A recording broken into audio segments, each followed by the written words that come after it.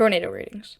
A topic you could go back and forth about with a weather enthusiast for hours. The current EF scale has caused some controversies in its existence over misrated tornadoes.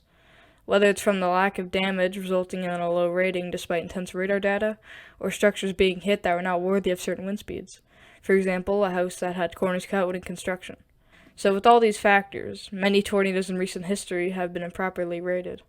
Recent videos like Is the EF Scale Outdated by High Risk Chris and other videos have brought to light some of the problems with our current rating system. This video, instead of focusing solely on the EF scale and its problems, we will be looking into tornadoes that have been sold short due to a lower rating than what they deserved. Also, before anyone gets mad, this is not an attack in any way on the NWS or their surveying.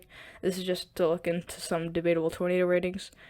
No hate on the NWS. Anyways, let's get into the video. The EF scale, or Enhanced Fujita scale, which is in use to rate tornadoes today, was introduced in 2007, and is the predecessor to the F, or Fujita scale. The EF scale is used to rate tornadoes by observing damage left by that tornado. From there, scientists and engineers can infer what winds may have done that kind of damage. The EF scale also considers other things like how the observed damage compares to other damage nearby, or how that damage could have been inflicted by other sources, like flying debris or wind direction. And you might be thinking, well, what happens if the tornado just hits nothing? How would they know how strong it was? And that's the problem. Nowadays, we have advanced stationary and mobile radar scanning tornadoes and giving us information of their wind speeds. But radar measurements are not included, and since the damage rated is to man-made structures, as a result, other sources like ground scouring are not considered during tornado ratings. This has led to quite a few tornadoes being capable of EF5 rating, yet have not been rated as such. Since its implementation in 2007, we've only had 9 EF5s, and we haven't had a tornado rated EF5 since 2013, almost 10 years ago. It's a statistical fact that at least one tornado has achieved winds over 200 miles per hour in that long of a time period. Let's look at some of those tornadoes. Starting with tornadoes that have recorded winds over 200 miles per hour, yet were not given the rating of EF5 due to little damage. Just north of Sulphur, it's a large wedge multi-vortex tornado. Go guys, there it is. Man, look at the size of it. On May 9th, 2016, a tornado would touch down and track just north of the town of Sulphur, Oklahoma.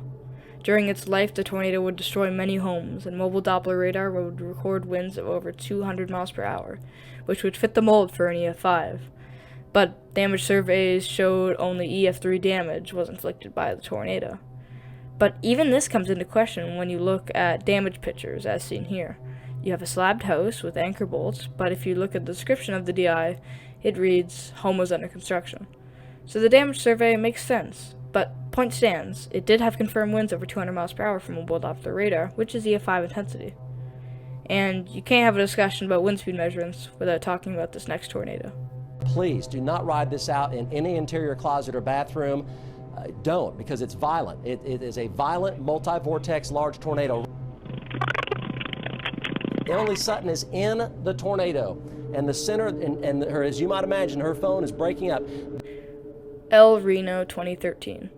This tornado would rival the 1999 Bridge Creek Moore tornado for recorded winds, as the 2013 El Reno Monster had measured winds of around 302 miles per hour. However, these winds were contained to small subvortices, whereas the 1999 Moore tornado had similar, if not stronger, winds all throughout the funnel. The 2013 El Reno tornado would be given a preliminary rating of EF5 due to the measured winds. However, after damage surveys were fully conducted, it showed that only EF3 damage could be located, giving this tornado an EF3 rating. There are many more cases of this occurring, but let's talk about some non-radar measured tornadoes that still should have been rated EF5. Starting with probably the most well-known. 2.5-inch size hail. The debris ball is now coming into Mayfield. Send some prayers to Mayfield right now.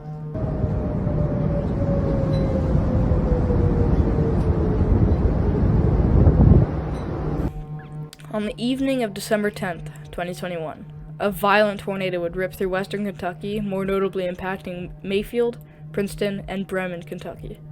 The tornado would obliterate a candle factory in Mayfield and would subsequently slice right through the town of Mayfield at EF4 intensity. Near Princeton, Kentucky, the tornado would leave cycloidal marks associated with the most intense tornadoes. And near the end of the path, near Bremen, Kentucky, the tornado would sweep several homes clean, with one DI showing a well-constructed home swept clean with shredded debris. Textbook EF5 level damage. However, the estimated wind speeds would be set at 190 miles per hour, not an EF5. But when you think about it, several slabbed homes that were well constructed, shredded debris, and intense ground scouring should have earned this tornado an EF5 rating. However, the next tornado is even more borderline. At some point, that the state police will be stopping the traffic. Otherwise, you could have some people that are driving right into this. Off to the right of the big wedge tornado, you see darker skies, and you can see some of these brighter skies off to the left. So this is that. The Fairdale Rochelle tornado is infamous for several reasons, whether it be for its eerie appearance, the devastating damage, or being rated EF4, despite more than at 20 locations, damage was representative of 200 mile per hour winds, 1 mile per hour short of an EF5. It's almost impossible that at one of those 20 plus locations, the tornado was not possessing winds over 200 miles per hour. And even past that, several other damage indicators had estimated wind speeds of 170 miles per hour. But the notes state, quote, destruction of engineered and or well-constructed residence, slab, swept, clean, which is the exact same description, word for word, as the areas rated 200. Besides this, the tornado would leave extremely visible cycloidal marks in farm fields, easily visible on satellite images. Countless well-constructed homes swept away, severe tree debarking, and intense ground scouring should be enough for an EF5, but it was rated EF4 with estimated wind speeds of exactly 200 miles per hour. So, now let's move into some lesser known, yet just as violent tornadoes robbed of that EF5 rating.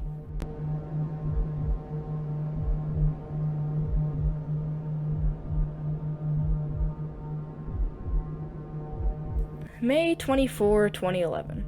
A day overshadowed by the Joplin tornado 2 days prior, and a day overshadowed by the El Reno tornado that had winds of 295 miles per hour. But to the south in Chickasha on May 24, 2011, an EF4 would rip a path from Chickasha all the way to Newcastle. Many homes were leveled or swept away by this tornado, with once again surveyor notes stating, quote, destruction of engineered and or well-constructed residence, slab, swept, clean. However, wind speeds of only 185 miles per hour were estimated and noted. Comments on the indicator read, quote, EF5 candidate, mix of anchor bolts and cut nails. Many sill plates remained with straight nailed studs. Some furniture remained on foundation.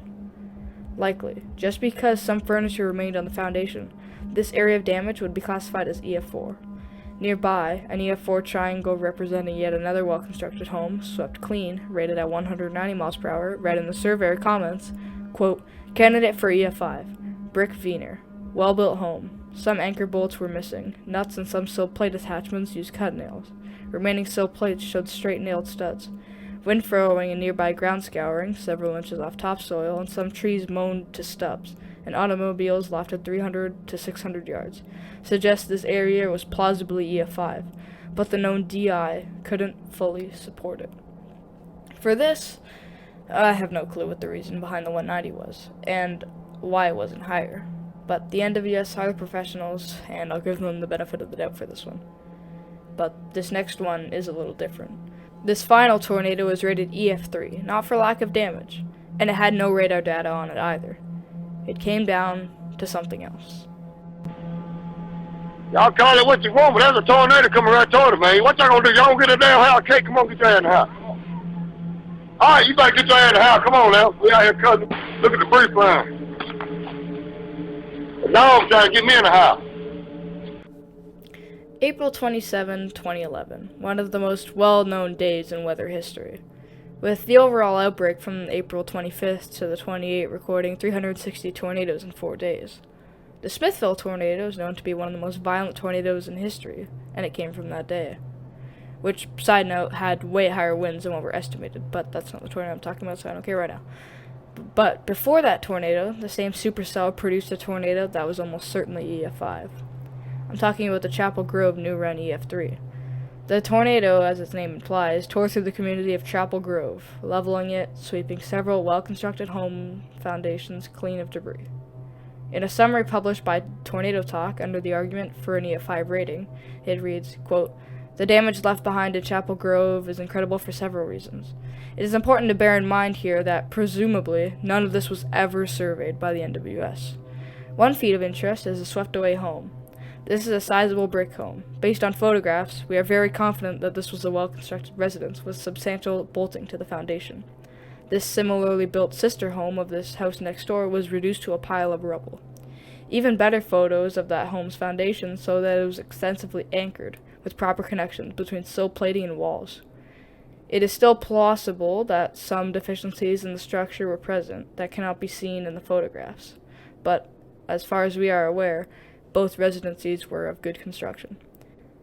I think that little bit of text from the summary says it all. If you would like to read more about this tornado, the summary is in the description. And also, quick side note, one of the images taken of the slab with just the bathtub remaining is actually seen in the EF Scales training manual photo of typical EF5 damage to a well-constructed house. So, yeah. Basically, the MWS just didn't see this area of damage. And as a result, way underrated this tornado. Plain and simple. There's not really a whole lot of arguing to be made here. And out of all of them, you could argue that they were rated properly, but this one, there's not really a whole lot of excuse for. However, I will give them a slight bit of leeway, as so many tornadoes touched down on that day, they probably didn't have the proper time to survey each tornado.